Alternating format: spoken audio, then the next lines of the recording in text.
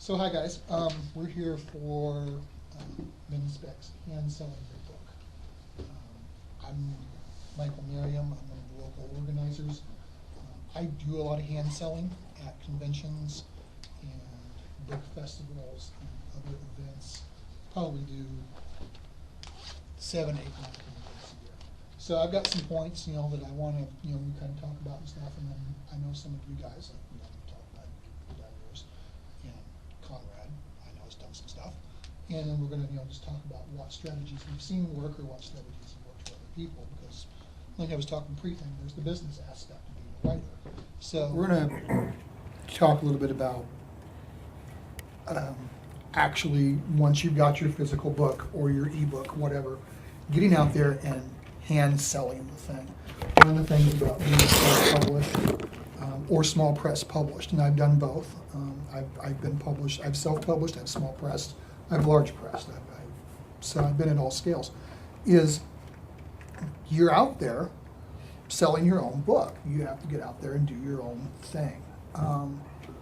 And so really the first thing I want to kind of talk about is, where do you go to hand sell your books? Now, I personally do a lot of work at local science fiction fantasy conventions. Those are probably my best things. I should probably get out more regional, frankly. That's something I'm going to try to do in the future, but I go to all the local ones. There's I don't know, MarsCon, MiniCon, Diversicon, 4th Street, Arcana, Convergence. Seems like I'm missing one or two. Did you say Minicon? Yeah, I got Minicon. So there's 7 right there, just here in the Twin Cities. And then there's other ones. There's a couple up in Fargo, CoreCon, ValleyCon, OdysseyCon over in Madison's fairly easy to get to, DemiCon, Icon down in Iowa. I think there's one in Rochester, whose name I can never remember. But I've never been to it, so I can never remember it. And then we've also done book festivals. Now, we've done the Bloomington Book Festival, and it hasn't necessarily been particularly successful for our group, we decided. Yeah, and these two are shaking their heads because they've gone to it the last 2 years with me, and we really didn't sell that many books at those. I would like to try to do the Twin Cities Book Festival. We didn't have enough money in our budget for it this year in the MinSpec budget because we'd blown money at Bloomington. We're not going to Bloomington next year, so I'm going to blow all of our money on the Twin Cities Book Festival and get us into that because tens of thousands of people come to that one. And so I want to see. So you got your product, you've gone to your thing, you're at a convention, you're at a book festival. Now what are you going to do? How are you going to sell that product? What are the techniques to get that book that you've made, that you love, into the hands of readers and to get their cash into your pocket? Because you want to get their cash into your pocket, let's just be honest here. So I went and talked to and did some trolling around the internet and talked to some of my friends who are really good at this thing, and I got some pretty good tips, and I want to kind of share some of this stuff with you guys. And then we can talk about what maybe some of you have tried. I know Terry's done some hand selling. You've probably done some. You've been with us at stuff. So we can kind of talk about what has and hasn't worked. So one of the first tips I got, and this came from a friend of mine who's local named Amy Kaczynski. And she said one of the most important things she found was make eye contact. Because once you make eye contact with somebody, they're walking by your table and they're looking, and it's like, what's he got on this table? And you make good eye contact with them, and that'll stop them.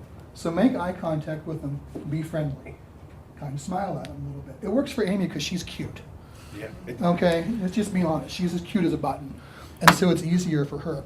But you got to get them to stop because they're walking by. We've seen this at conversions. People will just walk right by, so you've got to find a way to get them to stop. If you can get them to stop, that's your first opening right there. Any other good ideas you guys think for getting people to stop? Candy. Candy. Free stuff. Just We're going to say talk hi. about free stuff a little bit too. But yeah, candy works. I've noticed that at the Bloomington Book Festival. It actually was kind of a contest of who was giving away the best candy. And there were people going up and down the rows like it was Halloween, filling their bags. Yeah, there was. It's really kind of hysterical. Having bookmarks that are free, that that are out to be held. Yeah, we're gonna talk about some free stuff. Oh, Free stuff's a okay. big component. So, candy, okay. We tried cat videos. Cat videos. Did Yeah. that work? We had the laptop sitting there running a YouTube cat marathon video. Yeah, it didn't seem to work for Not us. really. We tried the spaceship. That worked a little bit. It worked a little bit. The kids would stop. Yeah. Had we been children's science fiction authors, I think we might have killed. You need a basket of real kittens. Free kitten with every Free purchase. kittens. Every time you buy a book, I will Get give you a taken to kitten. the book or something. Yeah. Schwack. So, Copy. but free stuff to get people to stop, because that's the first trick is you've got to get people to stop. You've got to get them to stop there. So, Or interactive things. Yes. Somebody at the Bloomington Book Fair had bought like baby bunnies, and their book was about bunnies. So. right, so they brought a cage of baby rabbits. And that was big. Yeah, that was huge. I think the last book fair, I did a sign up for a free book raffle. Yes. And I got a few people signing up. Yeah, so. we had a fairly good number. People like free stuff. Mhm. So and we can go ahead and talk about free stuff. Terry had his book books. We take those out. I've got postcards. So it's something you can put into the person's hand and they can take away with them. So if you don't even make a sale there are people who are dubious about postcards, pencils, bookmarks, etc. I get postcards from Carina Press. I just ask for them. They give them to me. They'll give them to me by the hundreds. They're a Harlequin publisher. They just write them off. It's not a big deal. And the last couple of years, I've kind of tracked to see if it helps me at all. And I've discovered that what'll happen is after a convention, usually the next royalty statement, I will see a little bit of a bump. Now, I don't know how many cards per sale. I give away a lot of cards, but they're free, or in the case of the ones I pay for myself, they're really dirt cheap. I get them from Vistaprint. Vistaprint loves to give you coupons and stuff. And so I think that anything you can get into their hands that they take away with them is a good thing. Which brings me to my second point. And this was something that I got from watching Blake Halsland at MiniCon. And I've seen him do it at other conventions. And this is something that I'm going to try next year. Get your book in their hand. Traditionally, I have found myself, and others have found themselves, standing behind their table with their books, and you're talking to people as they come by. Blake stands on the other side of his table. He usually has a book in his hand. When they come by and they talk to him, he starts with that eye contact and the charming thing, and then he gets that book in their hand, just like Roy gets his business cards in the people's hands. You can't open it now because no, you get back. That's my notebook. Hey, you gave it to me. Yeah, you can keep it. But that's a really good example of once you put it in their hands, they feel ownership. They feel ownership of that book. So one of the things you really want to try to do is get a book. If you've got multiple books, figure out what they like to read. One of my favorite pitches was watching Tyree Campbell, who used to run Sam's Dog. People would come up to his table and they'd look and he'd have this bewildering array of books and magazines. And so he'd be like, what do you like? That'd be his first question. What do you like? And then he'd get it narrowed down. And then the next thing he would do is he'd reach over and he'd pick up that book and he'd hand it to him. Well, I think you'd like this. You wouldn't like this. Because once they've got that physical item in their hands, they really, really are more inclined to keep it. Okay, so they've got the physical item in their hands. How are we going to get them to actually buy it now? Good ideas? Thoughts? This looks interesting. What's it about? The elevator pitch. The pitch. The pitch. And this is one of the places where I'm going to be working on my own stuff in the off season, is the pitch. We talk about pitching to agents and we talk about pitching to editors. We don't ever talk about pitching to readers. And when you're hand selling, that's just as important, probably more so, especially for a lot of us who are small press and self-pub. Pitching to the reader is actually more important. And they might want something different than what an editor or an agent is looking for. Because an editor and agent is looking at the saleability.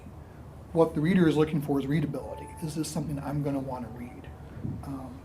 I've got one book that I've smoothed the pitches down for. It's a book called Hard Cold Springs.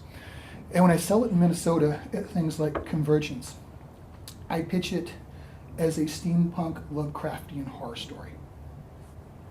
Because that's kind of what's big up here right now. And it's got those elements in it. But when I took it to Oklahoma, I really focused on the Weird West element. Because there's a lot of Western readers there. And it really sold really well. They'd be like, so like cowboys and aliens? Sort of, yeah. Kinda. More like cowboys trapped with an alien, but yeah, kinda. And you don't have to give them the complete truth. Once you've got their money, you've got their money. As long as you're close, as long as you don't completely mislead them as to what the book is about. But try to think about where you are and tailor a pitch. And I think the important thing is to have a smooth pitch. I don't have smooth pitches for all my books yet. And I was at a festival at the end of the year, and I realized I didn't have smooth pitches yet. And probably lost some sales because I couldn't articulate in 3 sentences or less to that reader exactly what that book is about. I have a tendency to talk about process and stuff like that. And they're not interested in process. They don't care about your process. Not right now. They care about what the book is about. So think about that. Think about what your book is about. And once you have that, that will help you with your marketing material, like we talked about, the postcards and the business cards. Once you've got those pitches, your marketing material grows off that. On the back of that card, on the front of that card, I should have brought some of mine. On the front of that card, you want your cover, if it's a good cover. If it's a bad cover, well, I'm sorry. But if it's a good cover, that's a perfectly good cover. That's a perfectly good cover. But on the back of it, then you want to tell them what the book is about. And you don't have a lot of room to do it, maybe 150, 200 words to explain your book. It's worse than the synopsis. No, any of us who have pitched to agents or publishers directly have written that horrifying thing called the synopsis. And you got to encapsulate your book, in a space like that. I think pitch lines are actually easier to write. So you made your pitch, and they've got the book in their hand. What do you want to do next? Here's where the salesman part comes in. You're going to push. Ask for the sale.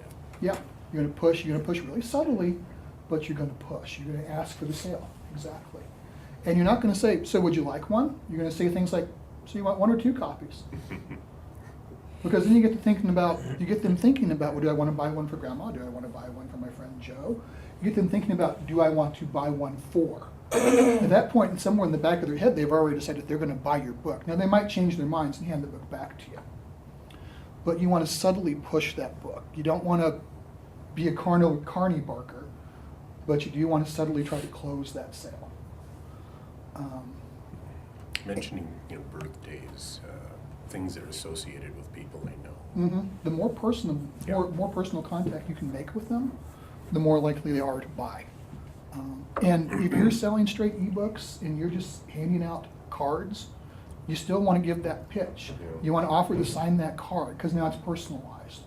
You've made it something personal from you to them. You've still made a connection, and that'll help you make that sale down the road.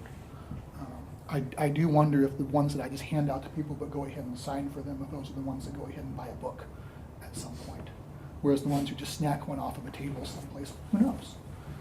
One of my covers basically, has a mostly naked chick with tattoos, and I think those disappear at convergence really well, but they don't make a lot of sales for me, I think, at convergence. I think it's just, teenagers and 20-some-odd-year-olds snacking up the hot chick with the tattoos is what's happening there.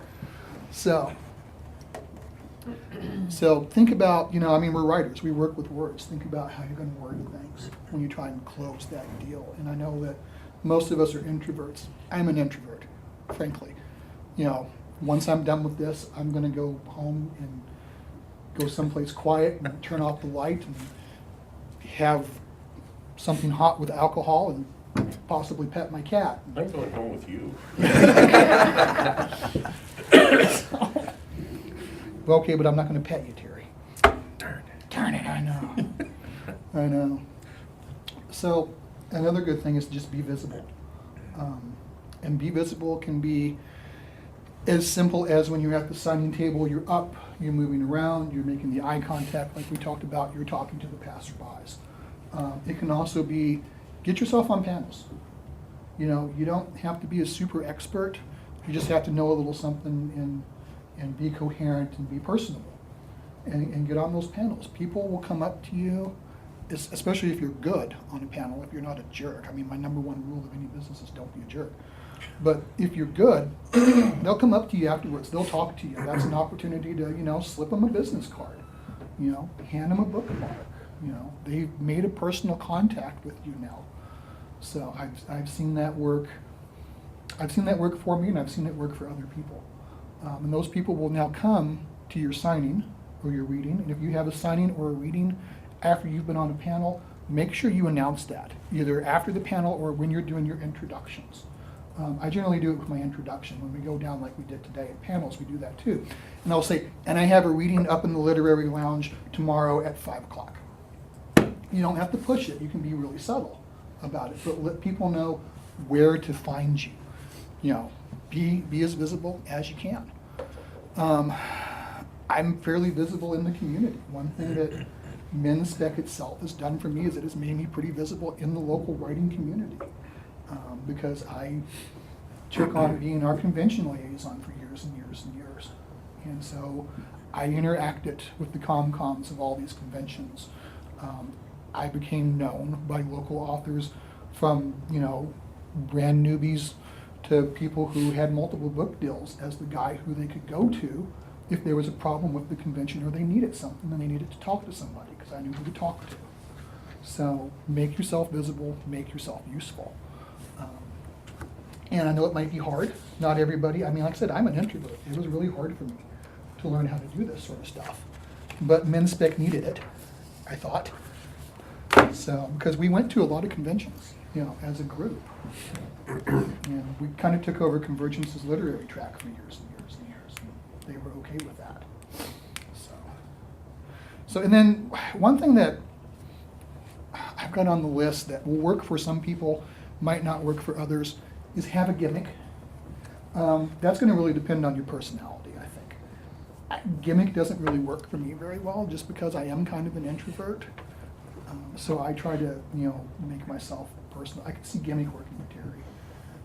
Conrad has a great steampunk outfit. Yes, The yes, hat. he does. That's- Yes, he does. And that's one of the things you can do, is if you got, I mean, dress, Mhm. you know. I did see a lot of people at the Bloomington Fair doing, they had the wheel where you spin and win a prize, or Mhm. drawing or something like that. Mhm. Those gimmicks do work Yep. for some people. Especially if you can tie it to your book somehow. Yes, I think that's really the important thing.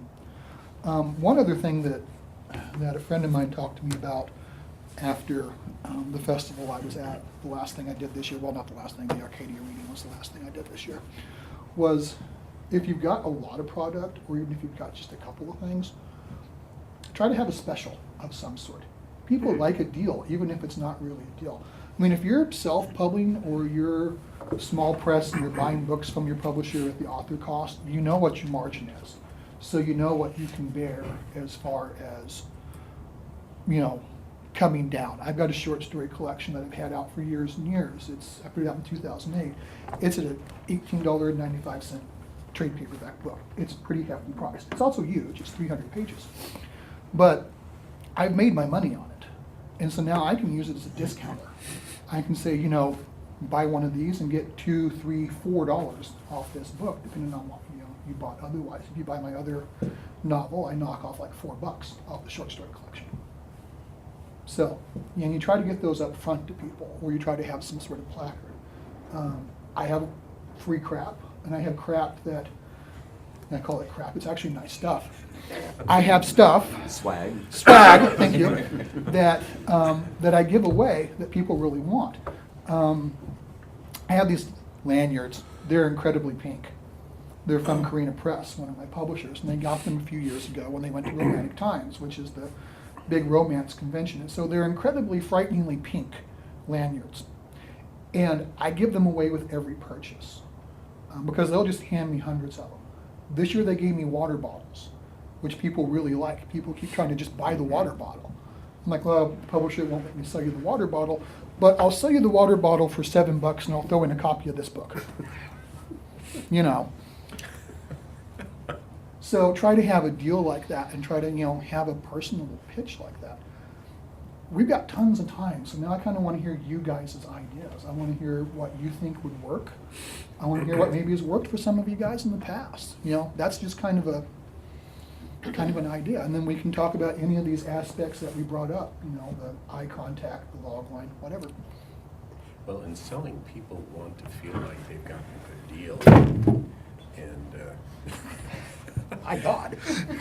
and if you, labeled your book as $18, $16, and you've engaged the person as Michael has said, and then at the end of it, they're still waffling, you can say, I'll tell you what, because it's, $2.30, I'll give you this for $12. And generally, they'll go for that. And what they'll do is they've got a story to walk away with that book. They'll tell their friends, this thing was like $18, I got it for $12. So sometimes that works. Sort of like being a used car salesman. It's kind of scary because if you're a self-pub or small press guy, you've got to kind of develop that salesman ability. And if you'd have told me 10 years ago that I'd learn how to do that, I'd have laughed in your face. But I've learned how to do it. My wife is better at it than I am. I kind of wish she'd been Get here. a front person, there's a tip. Get a front person, yes. She is my front person, has been for a long time. One of the gimmicks that we'll kind of sometimes use if we're together after a reading is she will be the one who will get out and pitch books, and she can pitch like a carnival barker, and she'll start off because Michael's too quiet and shy to do it himself. I'm really not. I'll do it myself, but she's better at it than I am. She's prettier than I am, and she's more personable than I am, and so that kind of gets that dichotomy. I've got this front person, and there's like, oh well, we'll buy a book and then we'll get a signature, from the quiet, shy author. I'm not shy. I'm just an introvert, but it does work. At CoreCon, I had the great good fortune to be guest of honor at CoreCon last year, and in the process of doing some of my guest of honor duties, I had to leave my table. They gave me a table to put my books on. And so I would leave my wife and another friend of ours, Elizabeth, and they were sort of like my booth babes. And I think that they probably sold more books when it was just them. Okay. Because people would stop to chat up the pretty girl, Got a question over here. Well, I was going to say in your example of, your wife starts out by saying like, oh, he's too shy and quiet. Do you find then that if they do talk to you, that it's easier for you to create a positive impression because they have low expectations? So Kinda. You always come off as more charming. Yeah, kind of. Yeah, and when I get overwhelmed, it's exactly who I am, and it's that guy that's like, just kind of low keyed and quiet, and I'll smile at you, and I want to make a personal contact with you, but I can also be a snake oil salesman if I absolutely need to be. One thing that your comments just now reminded me is if you're going to be at a table for an extended period of time and you're an introvert, make sure you give yourself breaks. Yes. Because you're not going to do anybody a favor if you're there for 2 hours straight And you're doing this. snapping at people. Well, I saw people at the Bloomington Writers Fair who were on their phones or reading a book or something and not engaging with the audience. And you've at got to all. have your head up. You've got to have your head up, and you've Yeah. got to be engaged. You've got to be able to, people come by to pick up those Hershey's Kisses, because that's really what they've come for. They've picked up the Hershey's Kisses, and they're kind of looking at your stuff. You've got to be ready to engage them right then and there. You can't be playing on your phone. I think one of the things that we did right as Men's Spec at Bloomington Book Festival, and I want to see this maybe at the TC Book Fest next year, is we had a whole slew of us. This year we had like 4 or 5 of us able to man the table. And so we were able to kind of rotate people in and out. I think I was probably the one constant because I was the one with the tax ID number Right. and the cash register. But I didn't have to be on all the time either. I could sit back while Terry was out, flying the thing, or while you're setting up the cat video, The lamppost. the lamp post. Gimmick. The lamp post. Post right there. Pass that one around. So I want us to try that at the TC Book Festival, which is more of a readers festival. I think that that we'll get into that this year. I'm gonna try progressively to get us into it. And I don't want to give anybody a bad impression of the Bloomington Writers Fair. I think it is more for writers than for buyers, and I think that's really why we didn't do I so do much too. business there. And if It's- you're self-pubbing, especially if you're self-pubbing, I think it's a really good festival. There's a lot of contacts to be made there, of people who do Right. layout, people who do binding, people who do printing. There are other self-pubbers there. You can talk to them about what they've done to be successful. But I don't think there's a ton of book buying going on. I actually signed up for a whole day of programming there, so it's good. There's good stuff. Yeah, there's good stuff there. Don't walk out of here thinking that the Bloomington Book Festival is a bad thing. It's not. It's a very nice little festival. It just didn't work for what we were trying to do. We tried it for 2 or 3 years, I think, Well, 2 years for sure. and it just didn't quite work for what if we were your- trying. So if your tips aren't working, maybe go where your audience is. Yes, There's I think that's another good thing, is to understand where your audience is. You know, we tried the Bloomington Book Fest.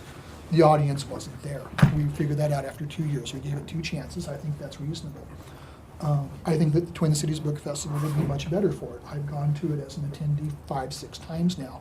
There's much larger number of booksellers there. Both booksellers, as in large booksellers like Merriam Quinn's. well, and the cons. The Yeah. cons are always. Yeah, and the cons, I think, are always a good place. In the cons, you can take 2 different approaches. You can sign up for readings and signings. And you'll get an hour's worth of reading, where you can probably sell some books, and an hour's worth of signing table time.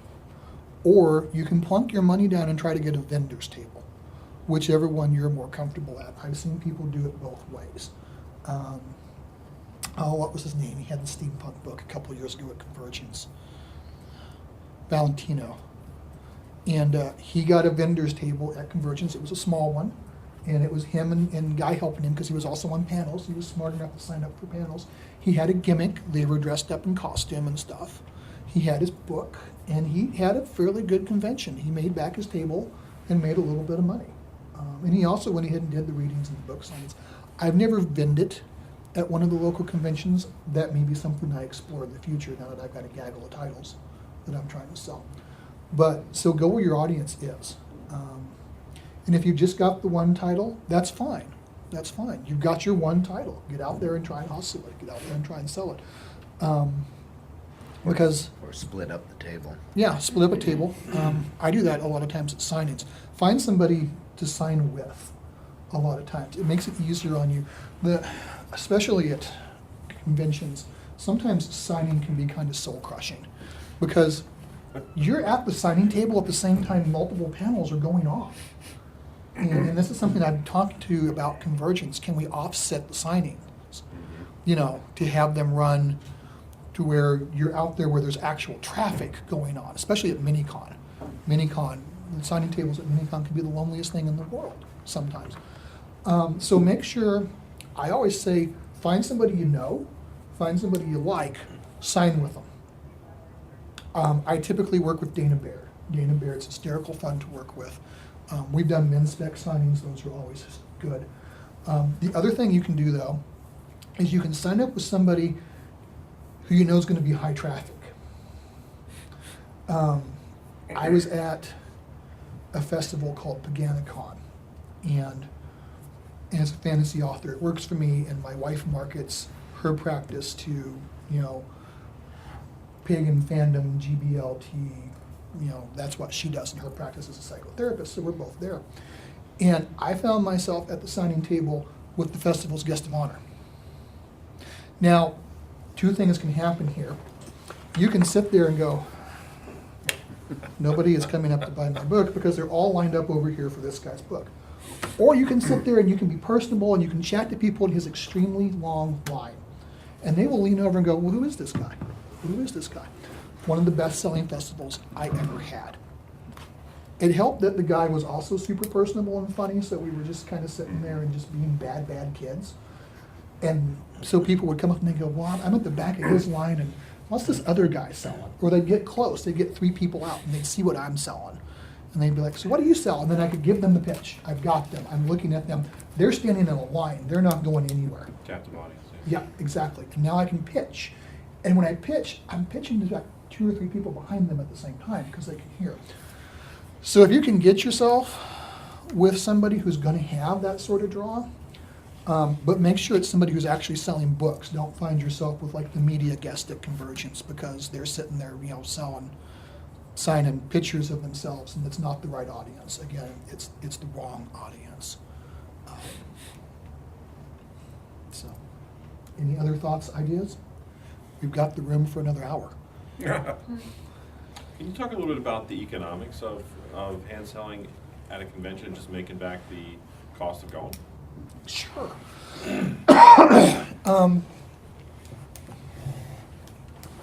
So here's the thing about some of the conventions.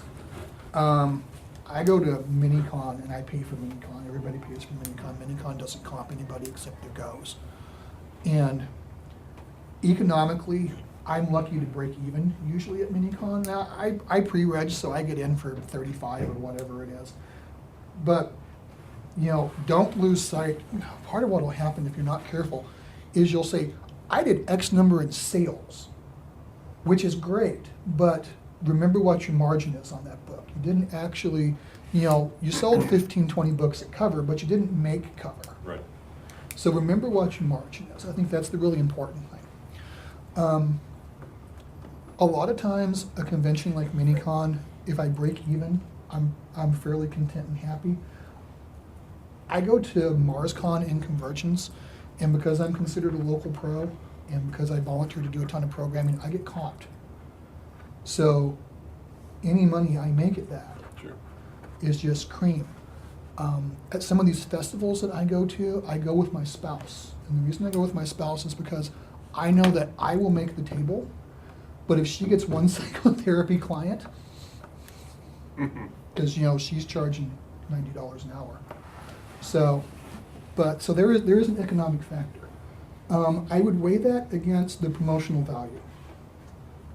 There is some intangible promotional value as well when you go to these things. This is why I continue to read and sign at MiniCon, even though MiniCon is a lovely convention. I like MiniCon a lot. I've had some misfortune at MiniCon over the years as a reader and signer.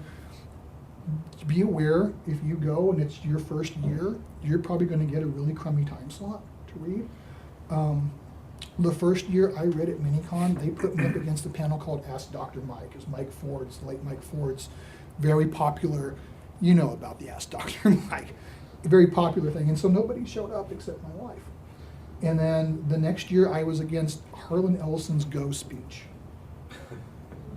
And then the third year, I was against Mike Ford, Ask Dr. Mike's memorial panel after he passed away. And then the fourth year, His spirit. yeah, he got me one kicked more your time. ass. And then the next year, they put me against music and signing against Charles DeLint and Charlie Vess. So I got killed again. And then the fifth year, I thought, I've got it this year. I'm in a great slot. There's nothing going on. I had people in the room. I was just about to start, and somebody walked in from Con Suite and said, "We've got pizza." Jeez. And half the room emptied out. Shvoof. And I'm like, I just can't win at this convention. Bring the pizza in here. I just can't win at this convention. So, but So basically, the moral of the story is serve pizza at your reading. I do the Dreamhaven readings about every 2 years or so. You can talk to Eric Heidemann. He curates speculation readings at Dreamhaven Books. And I always take food. I always take brownies and some sort of refreshments. I've started doing that at the conventions as well. I've started bringing like donuts and that sort of thing because it's really cheap, but people like free shit. I'm telling you, they like free stuff. And people who don't care about what you're doing initially will walk by the room, see the free donuts, come in, they'll get donuts, and then they're like, well, I don't want to make a big fuss getting out. I'm a polite Minnesotan. And so then they'll sit down and they'll eat their donut. Some will just grab it and leave. There are a few of those. Yeah, there are a few of those. Disgusting. So, it really depends on how many books you think you can actually sell. I'm going to back you up just a minute. Sure. For people who haven't actually had a book published and something that they can literally, physically hand to someone, you have to realize there's a wholesale cost, and then there's your retail cost, and the difference between those two is what you really make. And so if I say I'm selling this for $18 or $12 or whatever, I'm probably, well, when I do it myself, it cost me about $3.50 to make. When I was getting it back when Sam Stout was printing it and publishing it, they charged me $9.50 wholesale. So my margin just shot up dramatically when I started doing it myself. That's Yeah. one of the very basic facts of hand selling. Who do you use to get the raw materials for your binding? Is there a company? Anchor paper. Anchor paper. And the PVA binding glue I get from Open Book. But yeah, they carry that.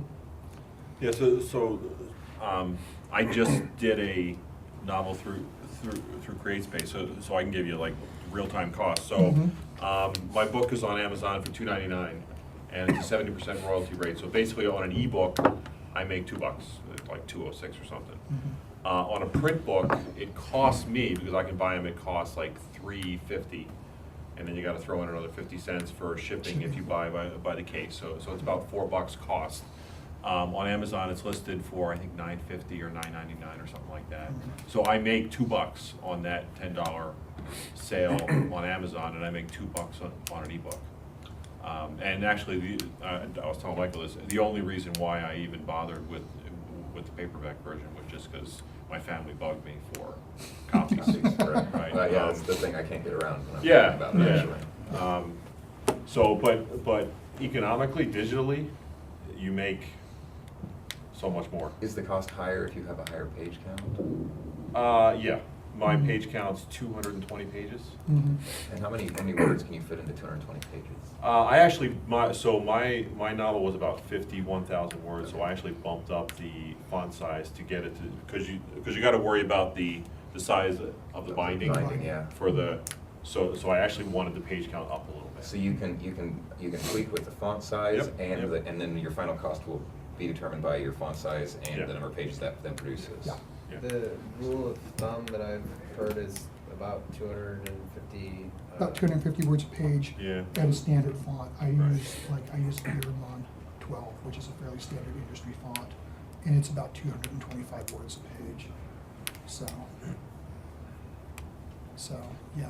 And you're not doing that Amazon version. You're getting those by the time you're done for $3.50, but you've got time into it, correct? Actually, it's probably a little less, but I literally do everything. I take my Microsoft Word and put it into Microsoft Publisher and paginate it and print it, and then have a cutter and print the cover up and I'm the whole interested thing in together. printmaking and copy, and to do books is a little weird. I'm assuming that those are all loose leaf pages. Then there's not folded within pages. No, Okay. these are paper, strictly paperback. So you just have a stash of paper that is completely Yep. loose, and then And then you it glue glues it in. to the. Okay. Yeah, and it glues in. Yeah, it's not four-stitched, No, it's not Yes. stitched at all. so But it holds together. it holds together. So yeah, think about that sort of stuff. You got to think about the business end, the margin end, Yeah. when you're out doing conventions and stuff. But there is also the intangible of getting your face and your name in front of people. And that's why it's good to have business cards or something, so even if you miss the sale, you Mhm. have something to give them with your name on it. I really think, and this is my personal opinion, I think that postcards for your titles or bookmarks are more effective for an author than a business card. I really do. Unless you're Jason Whitman and you're handing out business cards with a 100-word story on them. He has a gimmick with his business card. And it's a good gimmick. The teeny books. Yep, but I really think that something like this or a postcard is a better way to go.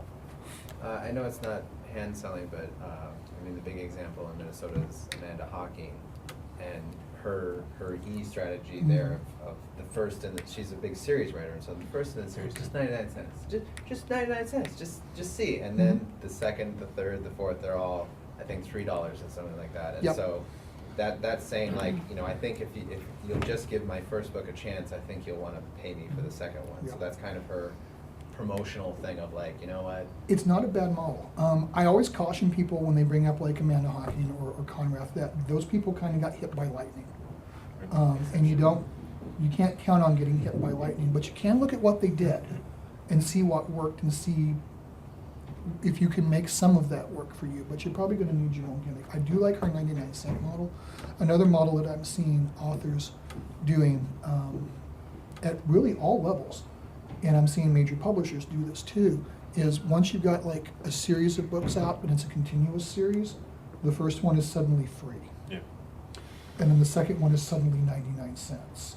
But then the third one is the regular price, because you try to get people hooked. Who was it? Patricia That's the Briggs' drug series. dealer method. The drug dealer method, yeah. Patricia Briggs' publisher did that. I mean, she's got that Mercy Thompson series, and it's like 6-7 books now. And so for a while, for like a month or two, they ran her e-version of the first book in the series for free. And the second book was 99 cents. And that gets them into people's hands. You know, a lot of people sign up for that Amazon Kindle newsletter, you know, where you see what's free, what's cheap, what's new. I get it. I totally get it. And it's a good method. And if you've got a little bit of back catalog, don't be afraid to use that method. I'm going to take the short story collection, my older one, and I'm going to put it on, I've got it as an e-version on Amazon, and right now I think I've got it priced at $199. I'm going to drop it to $99 at the first of the year. I might give it away for free for a couple of weeks. I mean, I've made my money on it. So now I can use it as a hook leader, you know, to get my other titles up and moving. And that is something else that you will see is the more titles you've got, you'll start to see them synergize. I'm just starting to see that now at this point in my career. I think that's part of the reason why Amanda Hocking was so successful. She had tremendous backlog of material. Mhm. So people were reading some of her stuff, and then when they read through it, there was more stuff to go to. Mhm. And then it wasn't like she had 2 or 3 books and then, you know, they were done reading them and now they're moving on to something else. I'm just curious, how many people here read Amanda Hocking? I've read some of her stuff. Yeah, I read some more stuff. Okay. Because I wanted to see what the fuss was about, Yeah. quite frankly. Well, she had the Tyrol or whatever, the thing that was actually published, the 3 books. I went to the library and got those. Mhm. So. She is a really good writer. So there's things going on within Amazon now, and I'm actually doing a promotion later this week, so I've been learning a lot about it. The free giveaway thing used to be the golden ticket for Mhm. because the way Amazon did their rankings, when something was free, it would drive you up in the rankings. About a Mhm. year ago, they changed that. They changed that, yeah. And now when you give something away free, it's a separate ranking of free rankings versus paid rankings. Right. And now they just introduced this countdown program, which I'm gonna do on Wednesday, Thursday, Friday, Saturday. So that really made like Amanda Hocking, and plus having 10 or 12 titles, Mhm. you know, the most common thing that people cite as why they picked up a book was, well, I read something else by that author, right? So if you've got one title and they get that one for free, they say, what else did this guy write? Nothing. Nothing. So, yeah. So you move Nothing. on, right? I mean, also in terms of, you said the promotional effects that can't be seen, even if you only have one book, if you get it in the hands of somebody maybe at cost, you did make money off of that person, but people who read this niche, like they talk to each other about, like, Yeah, what right. have you been reading, Mhm. what do you like, and then Mhm. maybe you Yeah. get a sale on someone who never would have heard of you if it weren't for their friend. Yeah, so I've given away as many copies as I've sold easily. Well, you have to give a certain amount Yeah. away. Yeah, you do. For reviewing, Yeah. just for getting some kind of comment. But Yeah. this And- is all about hand selling, so Yeah. there's a whole world of There's e-selling. and there's a whole world of e-selling, and you brought up the reviewing, and that's another really good point, because that Mhm. kind of gets into a little less to the hand selling, but still a little bit, Yeah. is getting that books into the hands of the reviewers. Mhm. You know, and when you're, big publishers will generally be able to do that for you, but when you're a small press guy or a self-pub guy, you gotta be able to kind of do that stuff yourself. You gotta be willing to, you know, pick up a few at cost, send them out to the Midwest Book Mhm. Review and some of the other places. If you have $500, you can send it to Kirkus. Fuck Kirkus. Oh, And, did I say that out loud? well, Kirkus doesn't like anything, though. yeah, that's the problem, though. Kirkus likes Your nothing. $500 doesn't guarantee you even a nice, or an adequate book review, they'll savage you Yeah. if they feel like it. So- Kirkus doesn't like anybody except 3 or 4 authors that we absolutely adore. Let's just be blunt. There's See, my, I there's don't my have- opinion on Kirkus. One thing that often gets me to read somebody's fiction is if the author has written some intelligent sounding advice on writing. Blogs. However, there is also, then again, sometimes a writing advice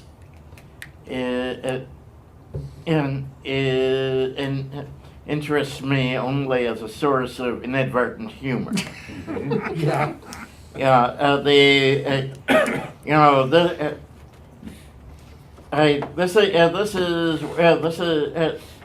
here's how to accurately predict the future. For example, here's why the Soviet Union, what the Soviet Union will be doing 200 years from now. Right. Or, Nothing now. yeah, So that's another good point, is another tool. And we're kind of starting to drift over into e-marketing a little bit, I think. But yeah, I'm not necessarily sold on the idea of platform that much, because I think that thing has kind of come and gone a little bit. But you do have to have some sort of presence, and you do need to be interesting, and you do need to have some content. And make sure that you can track at least how many people are coming, even better, where they're coming from, how they're finding you. Are they using your outgoing links? You know, I moved my blog over to WordPress a few years ago because it just had better tools than Blogger and LiveJournal. And I still mirror to those 2 sites, but WordPress is my primary home now. A lot of authors use it because it's really easy to use, quite frankly. And it's got some fairly powerful stat tools. And so I can see where are people coming from. How are they finding me? Are they finding me through the other social media outlets I use? Are they, Googling me? What were they Googling when they found me? People have come to my website through some really interesting search strings over the years. Are they using my outbound links? Are they looking at other pages? And that can kind of give you an idea. I probably don't do as much content as I should. I should really probably be doing something a couple of times a week, and I'm not anymore. I need to kind of change that, I think, a little bit.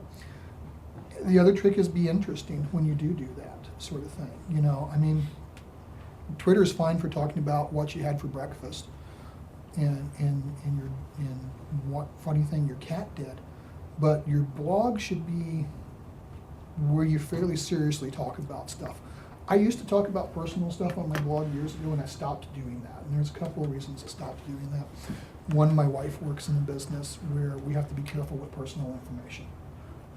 And 2, I just decided to not talk as much about personal things on the blog. I decided to make the blog about the writing and about various aspects of my other art careers. I still talk about personal stuff on Facebook a little bit because your readers do kind of want to get to know you as a person. But again, a lot of it is I'll just talk about, went out and saw this thing, went out and saw this play. 4,000 words today. Would have gotten more, but the cat fell asleep on my keyboard. People love cats. God, the number of hits that I've gotten on my website or on Facebook that has been something that has involved my cat.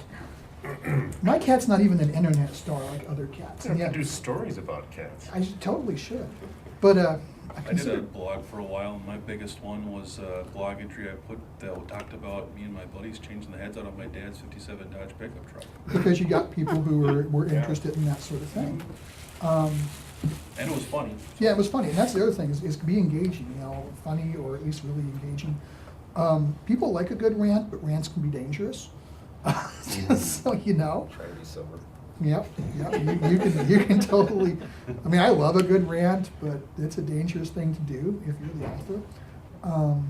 Persistence. Persistence, You gotta have something there for people if they're gonna come back to your blog. yeah. So you gotta be, and that's all part of the getting your name out there. To go back to the hand publishing, I have a question before you're too far away. And Sure, yeah, I 'cause can't we're go kinda back. drifting a little bit.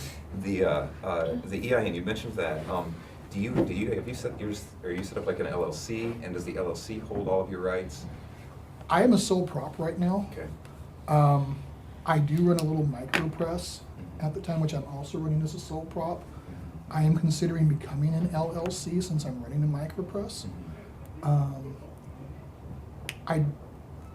I personally don't feel like I'm making enough money to worry about being an LLC right now. It's not like my wife's particular job where she is an LLC because she needs to protect our personal assets. Does everyone know what LLC stands for? Limited Liability Liability company. Corporation. A lot of Midwest authors are LLCs. They set themselves up like that. The really big ones generally set themselves up as C or S corporations. Yeah. Stephen King is I think is an S corporation. And there's some fairly good advice about that. It's a little dated now, but there's a book called Writing Science Fiction for Dummies by Carl Schroeder and Cory Doctorow. And it's an older book, so it's a little bit dated, but there's a very good section about the business end, about when do you need to think about becoming, an LLC or an S corp or a C corp or something like that. I do work as a sole prop. I do have a tax ID number.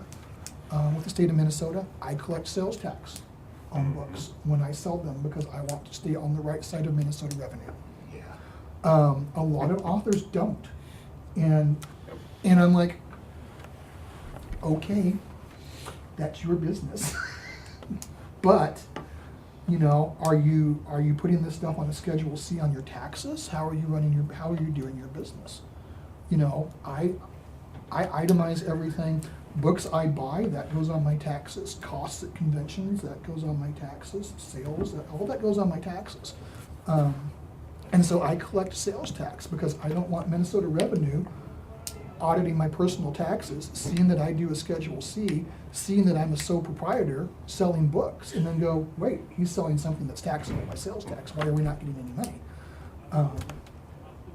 When we do MinSpec stuff, Yeah. I handle sales tax for MinSpec. The last time I checked, and I'm a photographer by trade, that's how I make my living. If you sell something that's totally digital and your client doesn't have anything tangible in their hand, you don't have to worry about sales tax, it's not taxed. So ebooks, you don't have to worry about. Mhm. These, you do. Yeah. And It's a little LLCs are limited liability. Oh, you only need that if well, first of all, your books aren't gonna hurt anybody physically. If Unless a you're- whole box of them falls. Yeah, well, yeah. But I imagine the only time that would come into play is if something you've written can be construed as libel. Yeah, Um, defamation, slander. Yeah, and then, someone wants to take you to court, and what limited liability does for you is it protects your personal assets. Your business assets may not amount to a hill of beans as a writer, but that's all they can get at. Mhm. So yeah, I generally, at this level, you're probably just fine being a sole proprietorship. You can still register with the state of Minnesota, get a tax ID number if you're gonna sell something physical and tangible. That's the thing, is you gotta be selling something physical and tangible. So like the state of Minnesota probably doesn't see me so much as an author as a bookseller, quite frankly. I pay taxes on the money I make as a writer and on my royalties and that sort of stuff. But they probably actually see me more as a private bookseller when I do my taxes. When you charge sales tax and you're in Bloomington, Mm-hmm. it's not necessarily going to be the same rate as it will be in Minneapolis. So Nope. do you have to know, do you have a computer program that does that for you? Actually, I for a long time I was lazy, and I would lean over to the other vendor and go, "What's the sales tax on this?" And then I found myself sitting next to the same vendor a lot, Dragon Treasures, and they're local. And one day I leaned over to Gene and I said, what's the sales tax here in St. Louis Park? She's like, oh my God, for Christ's sakes, and she just handed me the thing. and she told me where I could go find it online. Yeah, there's differences. When I sold books up in Moorhead, completely different tax rate than when I sell books in Minneapolis. How do you pay those taxes? You go on the Minnesota Revenue site, and there's basically a form that walks you through it. Yeah, they'll get hold of you if you register. Oh, will they ever? Yeah, the experience in Minneapolis. Yeah. The other thing is on the when you do you accept credit cards? I do. Do you use Square for that? I use Square. Yeah, They- Square is the greatest invention in the world, I Do think. they automatically file your taxes for you when you No. run through Square? Okay. No. What Square will do, though, is at the end of the year, when you go to pay your sales taxes, is you can download a spreadsheet that shows basically how much sales tax you collected. Does Square automatically know that St. Louis Park is 7.2? You gotta put that in Put yourself. that in Square. Yep. Yep. But it will divide up your sales tax numbers. So you'll know how much, you owe St. Louis Park versus how much you owe. I wonder if there is one that does. I had a point of sale system that I owned when I owned a shop in Minneapolis. But it knew, like, it just did it all. I mean, and then I paid a software cloud provider Right. in the background to take care of that. But like, if there's something that just knows where you are, that There would be trying might to- be at this point. I don't know, with the way GPS and stuff is, I could Yeah, see your somebody phone will doing tell that you, at somebody. tell you exactly where you are. Okay. Yeah, Um, that's the NSA. Your phone figures out where you are, queries the local government, goes, what's the sales tax here? So have you ever experienced selling to nonprofit? I have not. I've done that with photography. I was gonna say, you've probably done it with photography. I Yeah. have not done it with I books. was just thinking, all I need is an ST3 form, Yeah, and then I don't have to worry about it. Yeah, exactly. Yeah, make sure you got your tax forms in place too. If you're vending at a festival, most festivals and stuff will require you to get the, I think it's the ST19. Or seven, yeah, And, 19 or 7. and they'll tell you, have a filled out ST19. If they don't tell you that, make sure you've got one in your back pocket anyway. I was in Moorhead and I was selling at Moorhead at CorpCon, and I said, do I need to give you guys an ST19 for your files? And they were kind of like, no, it'll be fine. And I'm like, I'm going to go ahead and fill out an ST19, 2 copies of it anyway, and have it on me.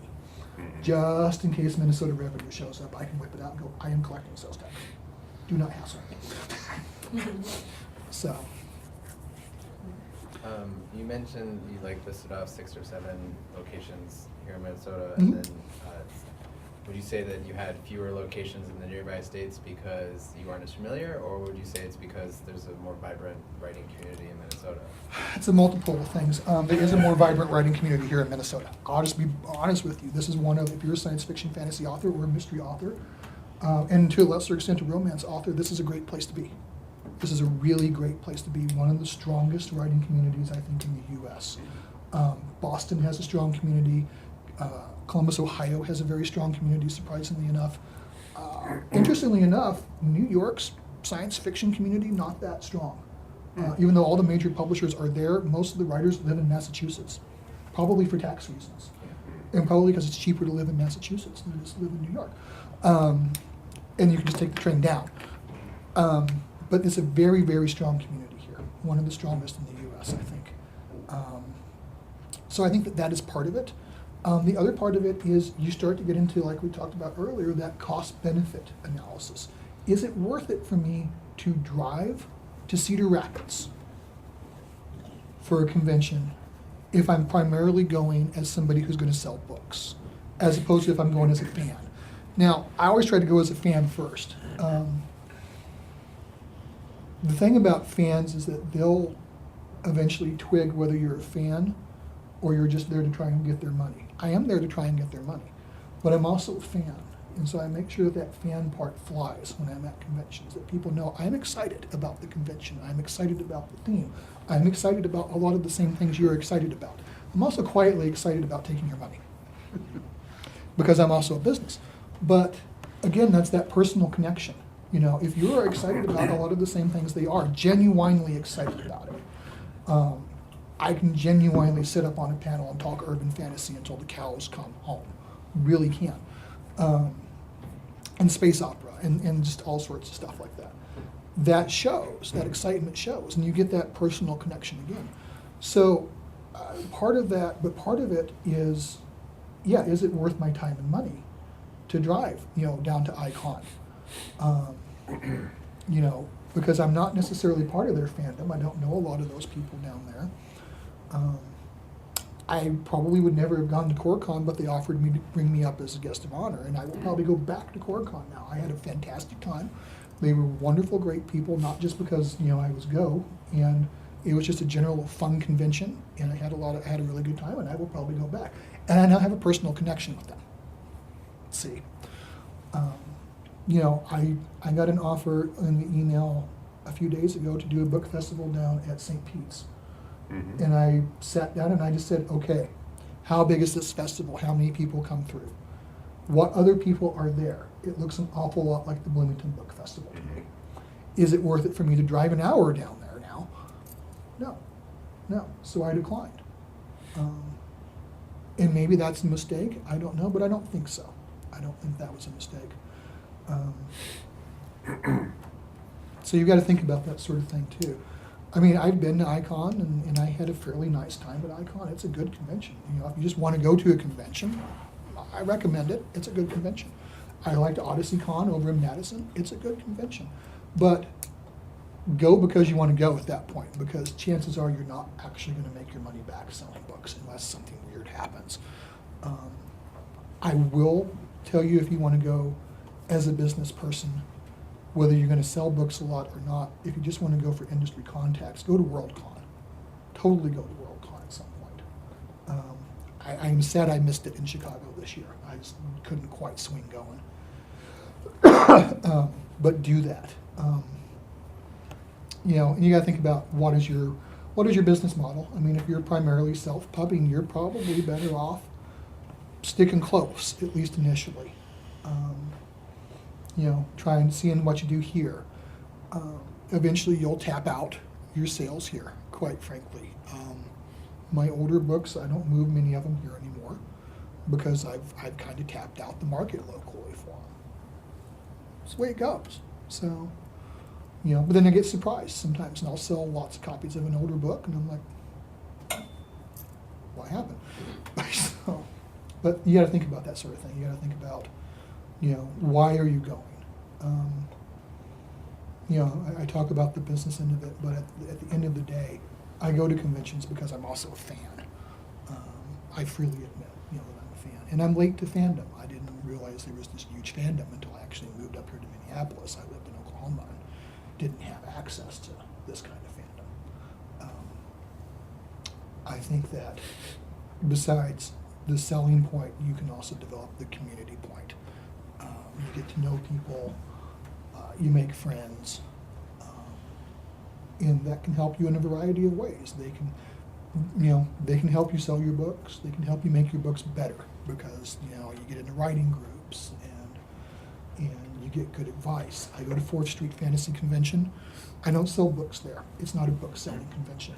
4th Street Fantasy is a high level, very smart fantasy convention. It's really, a lot of conventions, frankly, are 101 classes, and 4th Street is like 404. It's, you know, graduate level, smart conversation, one-track panels, really smart authors, some of the biggest, smartest people in the business. Also some of the goofiest people in the business, but you know, we love them too. Where is this one? It's here in it's in St. Louis Park, actually. I don't know what hotel they're in this year, and it's in late June, and it's called 4th Street Fantasy Convention. It's very small. I think they cap at 250, and they don't actually have goes. They just have really bright people who like to come to it every year. It can be a little cliquish. That has been my one complaint with 4th Street. They did some things this year to kind of mediate that a little bit, I think.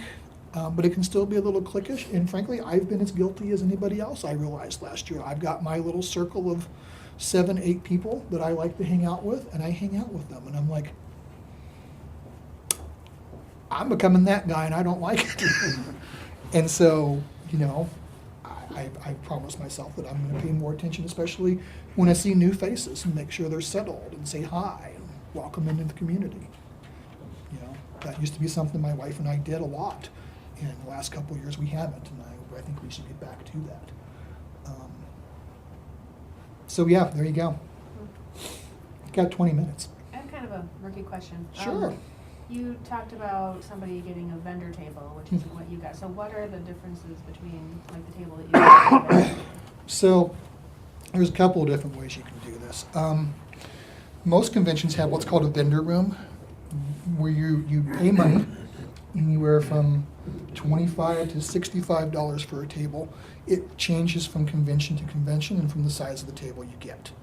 And that's your table for the entire weekend convention, and you can put your stuff on that table, and there's a lot of traffic in the vendor's room, so there is a lot of opportunity to sell.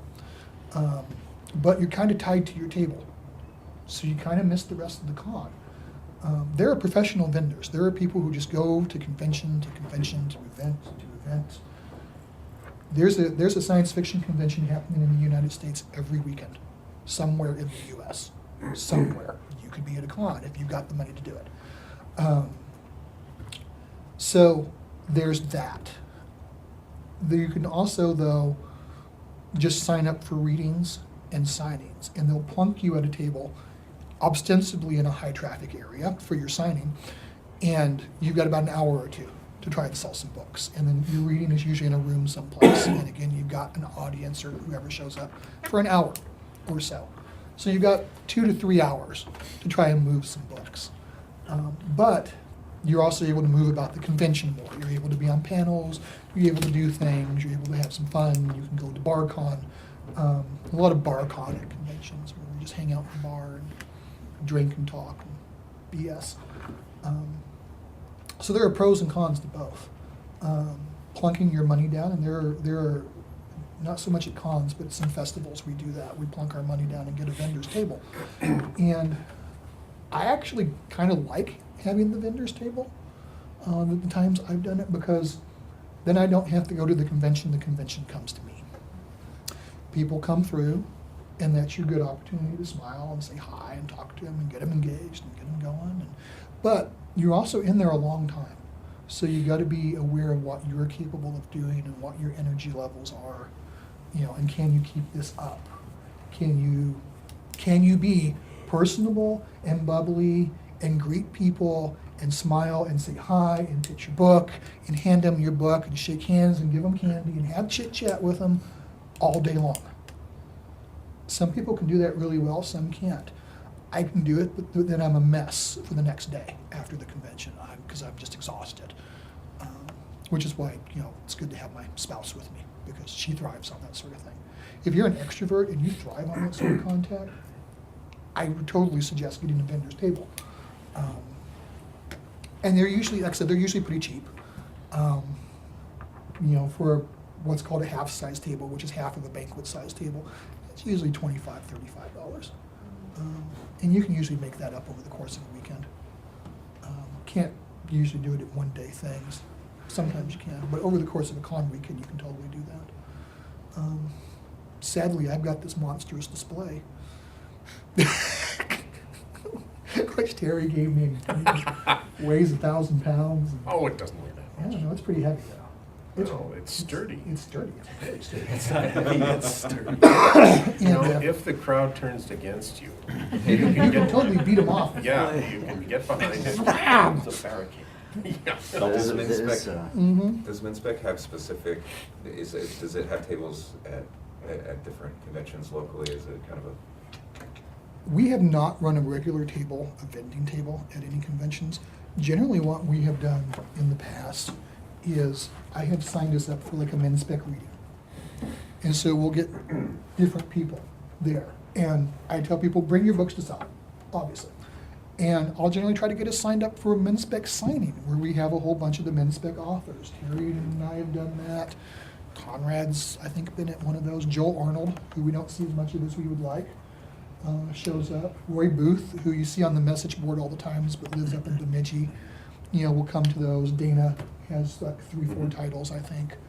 And we're kind of, on some levels, kind of the redheaded stepchildren of the con when we do that, because we're kind of loud and rowdy. That kind of works for us, though. Well, it can, yeah. Yeah, we can be kind of loud and rowdy. But I've never set up at a convention a MinSpec table. I've only done it at book festivals. I have contemplated the possibility of doing that at, say, Convergence, for example, which is like 6,000 people, high traffic con. The thing is that I would want to make sure that I could get people in MinSpec signed up to help man that table, because it would just be exhausting for one person to do it all weekend long.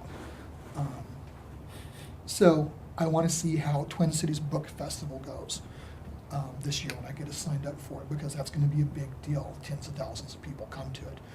And I want to see how many people I can get committed, to come to that table and help out with it. If the Bloomington Book Festival is any indication, it shouldn't be a problem. I've never had trouble getting people to come help at the Bloomington Book Festival. Terry's been every year, Conrad. Dana came one year, she couldn't come last year because I think she had surgery or something going on. Joel Arnold. And then sometimes our authors will just wander through and they'll hang out at the table for a little bit and then they'll wander off. And that's perfectly fine. I don't know how much of a presence MinSpec is going to have this year at Convergence. I've noticed that our turnout for like our Meet MinSpec panels has been a little lower the last couple of years, and I'm considering just letting it sit for a year or two. Not doing it for a year or two, just kind of let it lay fallow, and then bring it back later. Because I can still go pitch MinSpec. There's another panel called, Eric Heidemann runs it, it's about local writers groups. So I can still go pitch MinSpec at that. I don't have to have just a MinSpec panel. I do think, though, I would like to try to continue to do the readings and the signings. 2 events instead of 3. Yeah, you should also explain MinSpec, unlike, say, GPS or the Geek Partnership Society, MinSpec really doesn't have what you'd call a board of directors or No. any real official Or organization. really any organization at all. Yeah, it's all just people kind of like, Michael took it upon himself to be the liaison and also pretty much was responsible for the, pushing through the anthology of MinSpec authors. But MinSpec itself, I mean, there's, it's whatever the individuals decide they want to do. And then they get other members to join in. And We have a gaggle of assistant organizers compared to yes, other groups. yes. And that's one of the reasons why we run so well, I think, is we have, people will take one piece and they'll be the organizer of that one piece.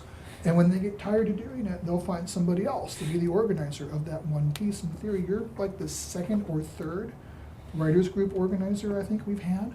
You've been at it for a long time I was doing now. it before, and then Jay did it for a You're while. probably getting tired of that, and we need to. We might need to find you a successor if you're starting to get tired of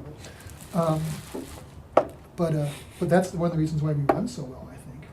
Yeah, it Despite the could very fact that well we be. don't really have an organization. I mean, Hillary and I are technically the organizers, which just basically means we have more power and keys and tools on the website. That's really all it really means.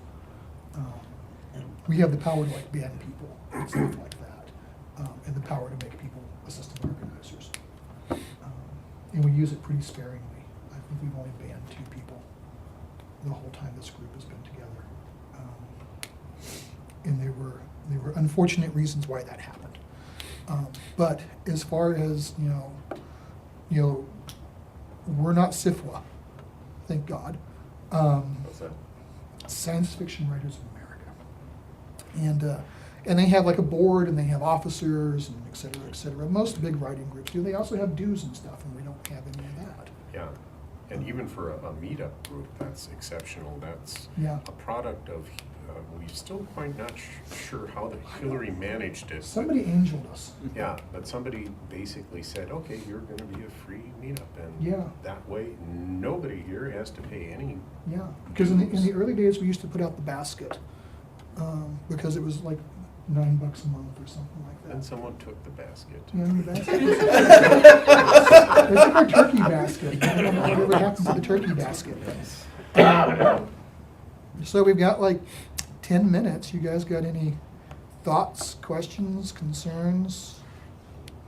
Okay, one thing to remember is that science fiction fans are not terribly good at dealing with people. And I mean, like for example, there's at least one male fan who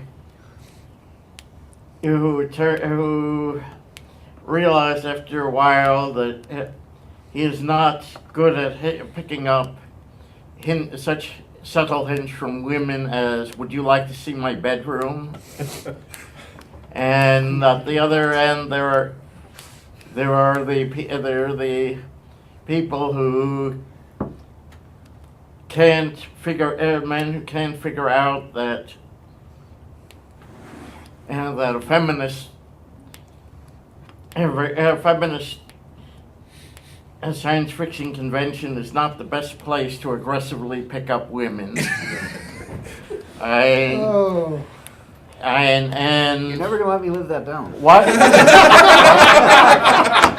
I said you're never gonna let me live that down. No, actually, that's what Jim Frankel got fired from his editing job Oh, dear. over that, and I sometimes, and it's quite possible, and writers are sometimes not as good as fans at dealing with people. So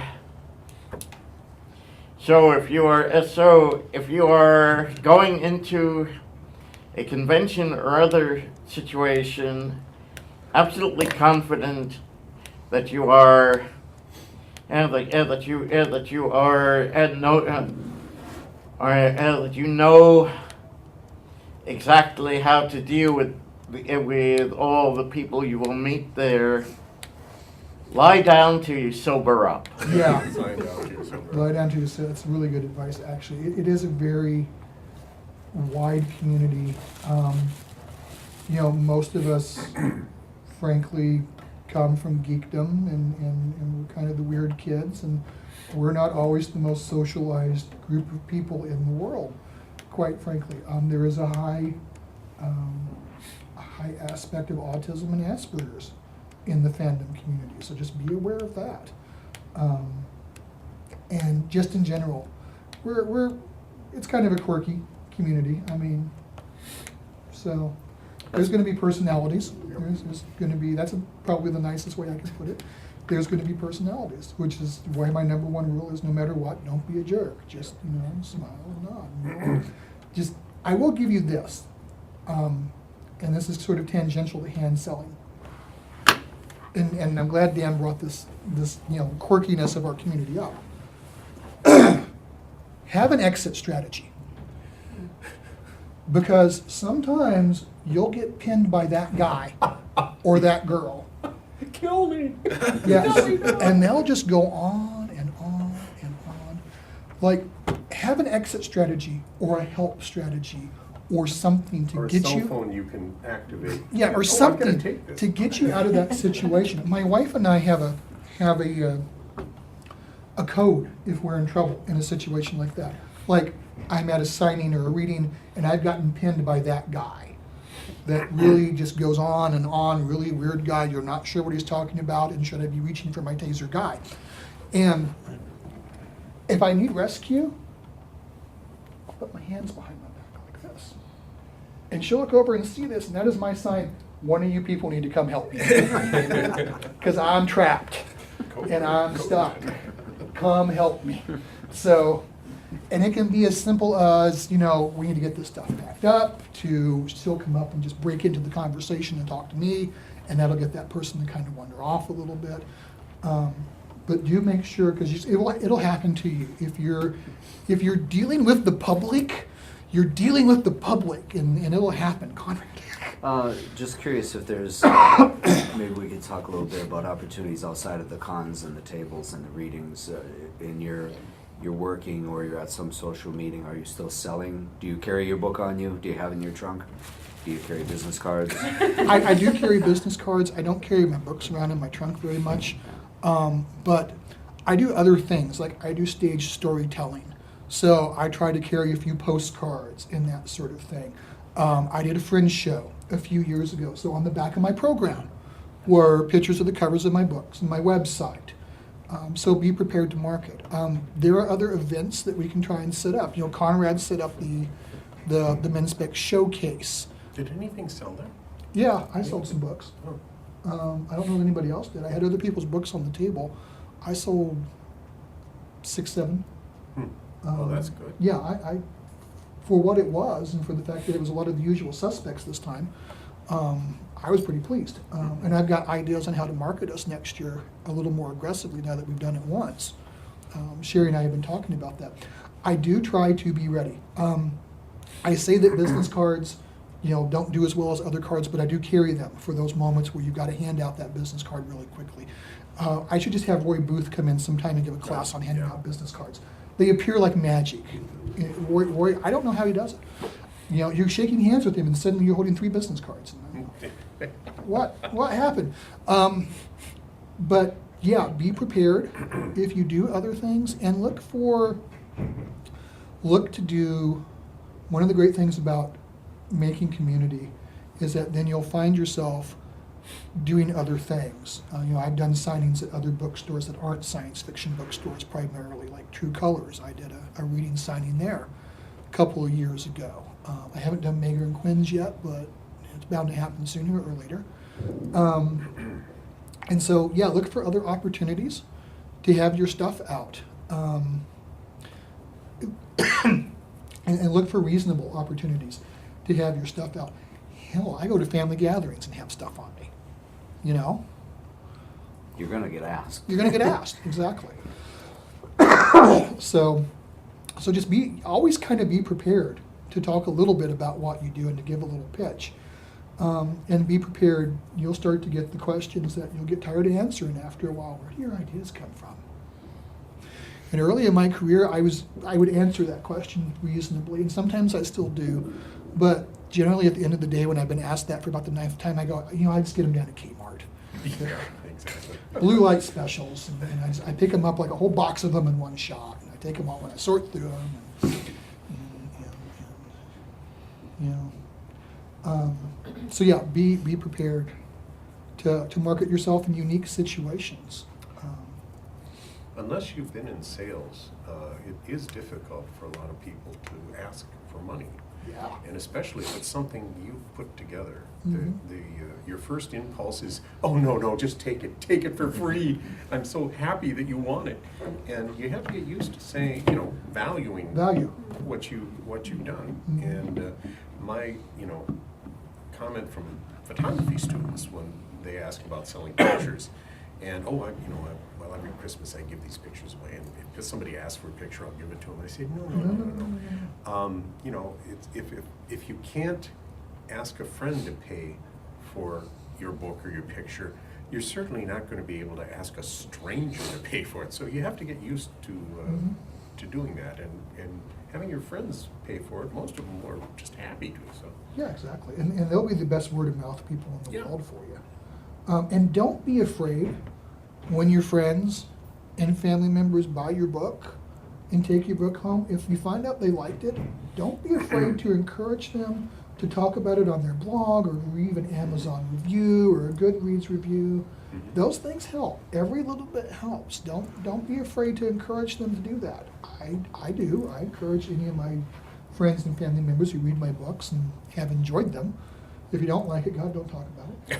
But And, you didn't like it? okay, and it doesn't necessarily even have to be people who like you. And I remember somebody saying, I hate to admit it, but that bastard wrote a good book. I mean, and that is, You know, and that's the other thing is, one of these days we should talk about reviews in this thing, is marketing.